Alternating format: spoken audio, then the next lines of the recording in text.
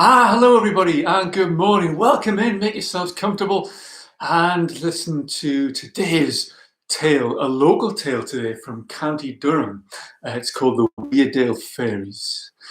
Now, once, a long time ago, so long back that only really old people can remember, it was said that there lived fairies in and around Weardale, and they lived in caves up in the hills. And if you walk past or near, sometimes you could hear singing or music coming from out of the caves and strange voices. But people knew not to go too close because the fairies, well, they were jealous folk. They didn't like us, what they called the big people. And if anybody was caught spying on them, well, they would be punished. So they were left well alone. Now, in our story, just outside of the town of Stanhope, there was once a farmer, and the farmer had a daughter. The daughter was the pride and joy of his life. And she liked to adventure. She liked to go out exploring, looking for new places. And one fine April day, she was down by the River Wear picking beautiful flowers. She was picking primroses. Primroses are beautiful coloured flowers that grow at that time of year in the spring. They are also, she didn't realise, the favourite flower of the fairies. And if there are lots of primroses around, then fairies are likely to be nearby. As she walked along the river picking the pretty flowers, she noticed something she hadn't seen before, the entrance to a cave. In a recent storm, a tree had been blown down and uncovered the cave. And although she was curious, it wasn't so much the cave itself that drew her towards it. It was the sound from within, the music, the song. And she crawled on her hands and knees towards the entrance to the cave and poked her head inside. And there she saw the most wondrous sight, tiny little people dressed in brightly coloured clothes, making merry, eating and drinking, dancing. There was music, they were talking in the strangest voice she'd ever heard. She couldn't work out any of the words, but they were happy. Until one of the fairy folk turned around and saw her there. And they all suddenly stopped and turned around and looked at the farmer's daughter. A few seconds later, everything was black and silent. They'd gone. She crawled back out of the cave and ran all the way home to tell her father about the wonderful things she'd seen. Dad, she said, "You'll not believe what I saw in a cave down by the river." As she told him the story, the colour started to drain from his face as he realised the seriousness of what had just happened. He didn't tell too much to his daughter. He didn't want to worry her, but he told her to wait in the house while he went to town. For in Stanhope lived a wise old woman.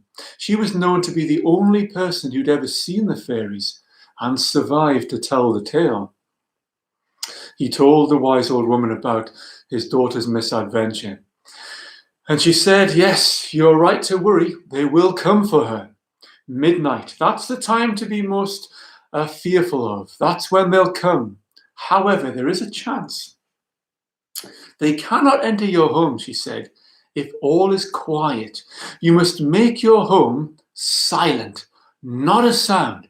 If it's quiet, they can't come in and they can't cause any mischief." So the farmer thanked the wise old woman and ran straight home. When he got back to the farm, he started preparing. He fixed the squeaky old gate.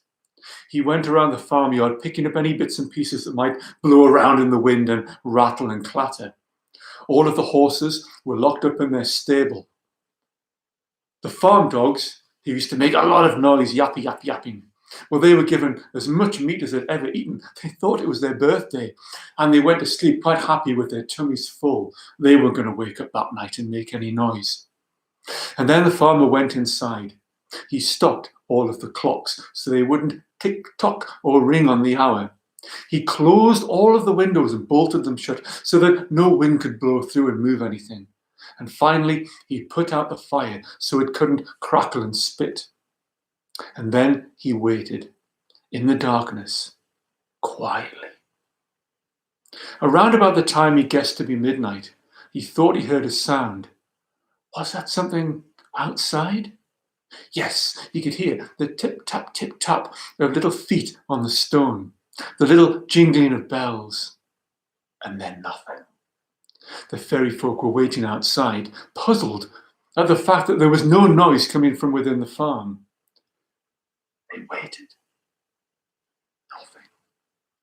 But then the spell was broken by the yapping of a dog. Thought the farmer, my daughter's pet dog. His daughter had a little pet dog that always slept with her on the bed every night. It realized there was some danger outside and it started yapping away. The farmer quickly got up on his feet and he ran upstairs to his daughter's bedroom, burst through the door, but it was too late. She'd already gone. The fairies had taken her. First thing the next morning, the farmer went back into Stanhope to visit the wise old woman. They've taken her, haven't they? She said, reading the look on his face. Yes, he said. Is there anything I can do? There must be something I can do to get her back. Well, thought the wise old woman, there is, but it won't be easy. I'll do anything, he said. What must I do? Well, she said, you must find the cave and you must go and beg the fairy king for your daughter back. You must go and take with you a sprig from a rowan tree, for a piece of a rowan tree will protect you. Well, that's easy to the farmer. I'm sure I can do that. I know where the cave is. She gave me a really good description. Ha ha, said the wise little woman. Hold on a minute. That's the easy bit. You've also got to solve 3 riddles. You must take 3 things with you to the fairy king. First, you must take with you a light that doesn't burn. Secondly, a chicken that is alive but doesn't have any bones. Thirdly, you must take a piece of a creature which, when you take it, it does not draw any blood. Take those 3 things to the fairy king, and they may just return your daughter. Good luck, she said. And off the farmer went. How was he going to solve these 3 riddles? A light that doesn't burn, a live chicken that has no bones, and a piece of an animal he could take without drawing any blood. This seemed impossible. And he was pondering these puzzles as he was walking out towards the edge of the town, when a voice took his attention from the side of the road. It was a beggar man. The beggar man was dressed in really old, ragged clothes, and he looked a pitiful state. Help me, he said. Help me, sir. Take pity on a beggar man. I haven't eaten for days. Do you have anything you can give? Anything to help a stranger? The farmer took pity on the man despite his problems. He was a kind sort, and he dug deep in his pocket, took out a couple of coins and threw them at the man. Here you go, you can get something with this, I'm sure, he said. The beggar man looked up at him, and all of a sudden his voice changed. Ah, thank you, sir, you're very kind indeed. And the farmer, startled, turned around and looked at the beggar man. That was a kind deed for you to play, sir, he said, and one good deed deserves another. I think I can help you with your first problem. The farmer looked at him intrigued. Well, he said, glowworms. They give off light, but they do not burn. Oh, said the farmer, I hadn't thought of that. You're right, they do. And as he was looking, to his astonishment, the beggar man started to go fuzzy, and a few seconds later shimmered away into nothing. The farmer stood there rubbing his eyes. Had he just imagined what he'd heard and seen? No, he had the answer to the first riddle. And so now he carried on out of the town, into the countryside, back towards the farm. After a short distance, he heard a sound in the trees to his side, a squawking sound and a screeching sound. And as he looked, he saw a song thrush, a beautiful bird, flying this way and that around the tree, and hovering above, a great hawk, a hawk which was ready for attack. It had its talons out ready. The poor song thrush was only seconds away from being caught. The farmer quickly knelt down, grabbed a stone, aimed it, and threw it towards the hawk. It missed the hawk, but it was enough The hawk, realizing that there might be easier prey elsewhere, turned around and flew off over the hills. Meanwhile, the thrush fluttered down and landed safely on a branch in front of the farmer, stretched its wings, and looked at the farmer and beckoned him closer. "You've saved my life," it said. "I can thank you. And I think I can help you with your second problem, because a bird, chicken, that has no bones but is still alive is simply an egg." "Oh," said the farmer, "I hadn't thought of that. Yes, you're right." The song thrush looked at him, sang a beautiful tune to him, cocked its head, and then disappeared into nothing. "Wow," thought the farmer, "great. He's feeling much more optimistic now," and he carried on down the road, having the answer to 2 of his riddles. But what about the third? Well, a little further, not far from his farm, he heard a noise, a horrible noise. It sounded like a creature, but one he hadn't heard before. But he was sure, whatever it was an animal that was in distress. He looked through the trees, and there, right enough, on the ground in the undergrowth, was a rabbit, and it had its paw caught in a trap. He must go and rescue the rabbit and set it free. He knelt down and he helped it. He set loose the trap. The rabbit's leg was free. It bounded over towards him, shook itself down, and sat up on its haunches and beckoned him closer. The farmer, hoping against all odds that the rabbit would also talk to him, wasn't disappointed. "Listen," said the rabbit, "you've saved my life. You've helped me, and I can help you."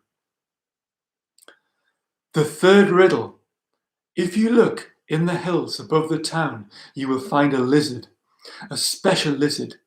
If you pull its tail will come clean off without leaving a drop of blood.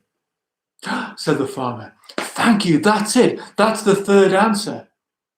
The rabbit turned around, bounded off down the lane, and disappeared.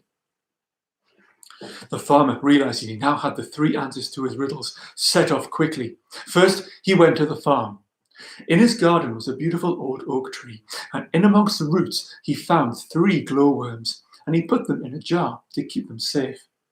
He then went to his hens and quickly found a single egg. Then he went up into the hills. He waited for an hour on that warm, sunny afternoon, and he waited by a wall until eventually one of the lizards the rabbit had told him about suddenly appeared. He waited, stretched out his hand quietly, and then grabbed the lizard by the tail. The lizard wriggled and shuffled and broke itself free, leaving the tail in the farmer's hand. Not a drop of blood. He took the tail back to the house, and now getting his 3 items, set off down to the river to find the cave. His daughter had given a very good description. It took no time to find the cave. When he got there, he could hear sounds from inside, laughing and singing and music. He was very wary, but he was brave. He got down on his hands and knees, and then he remembered something. He'd forgotten one thing. Boys and girls, can you remember? Can you think of the story so far? What had he forgotten? One thing. You're right, the rowan. He looked around the trees by the riverbank, and there it was, a rowan tree. Boys and girls, if you've never seen a rowan tree, well, actually, you probably have, because the trees that grow along the side of our school next to the junior gate that have those orange berries in the autumn, those are all rowan trees. And so the farmer quickly cut himself a little sprig, and he popped it in his hat for good luck. Then he returned to the cave. Now, feeling much braver, he climbed in, and he saw the little people. They immediately stopped and they looked at him, and he said, "I need to speak to your king." One of the little fairy folk turned around and went into the cave to fetch their king, and moments later he was standing in front of the farmer. "I would like you to return my daughter," he said. The fairy king looked at him and shook his head. The farmer said, "I brought you these gifts," and he laid out the glowworms, the egg, the lizard's tail. The fairy king looked at the 3 gifts and then at the farmer, and they all disappeared. Seconds later, the farmer was outside the cave with his daughter, and they were hugging each other, and they headed off home for tea, quite safe. The farmer's daughter lived happily ever after, but she knew better now than to pick the pretty primroses that grew, as she now knew they were the fairies' favourite flowers. And she knew even better not to look inside the caves, no matter how inviting the song and the music from inside might be. And as for whether or not there are still fairies in the caves around Weardale, well, this story doesn't tell. There you are, boys and girls, the story of the Weardale Fairies. I hope you enjoyed that one. It's a good one, and it's an old tale. Now, if you want to hear more tales, come and join me next week for story time, 10:30 every morning. Next week, we're going to hear some magical things. If you want to hear about a sneaky fox, a potato, some balloons, and a very famous fairy tale, join me next week, 10:30. But that's it for now. Boys and girls, enjoy the rest of your day. Take care of yourselves. Bye for now.